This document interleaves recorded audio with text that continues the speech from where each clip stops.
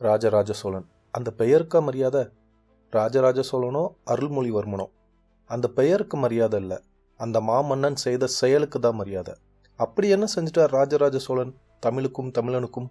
அவர் காலத்தில் தானே தமிழ் கோவில் கருவறையை விட்டு வெளியேறிடுச்சு.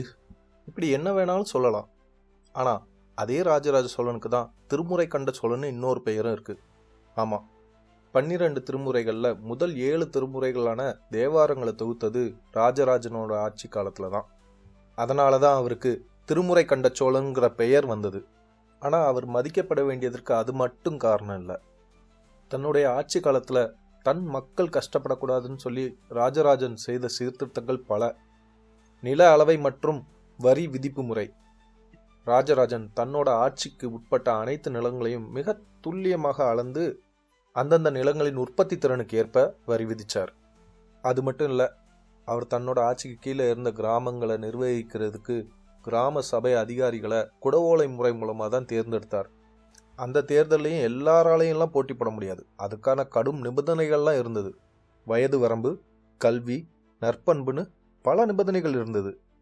அப்படி மக்களால் தேர்ந்தெடுக்கப்பட்ட கிராம சபை அதிகாரி யாராவது ஊழல் பண்ணியிருந்தாங்க அப்படின்னா, மக்களையோ அரசாங்கத்தையோ ஏமாற்றி இருந்தாங்க அப்படின்னா, அவங்களோட சொத்து எல்லாத்தையும் பறிமுதல் செஞ்சு ஏலம் விட்டுருவாங்க.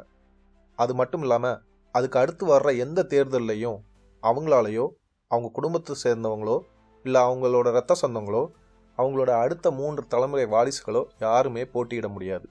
இதே மாதிரி ராஜராஜ சோழன் தன் மக்களுக்காகவும் தன் மொழிக்காகவும் பல நன்மைகளை செஞ்சிருக்காரு.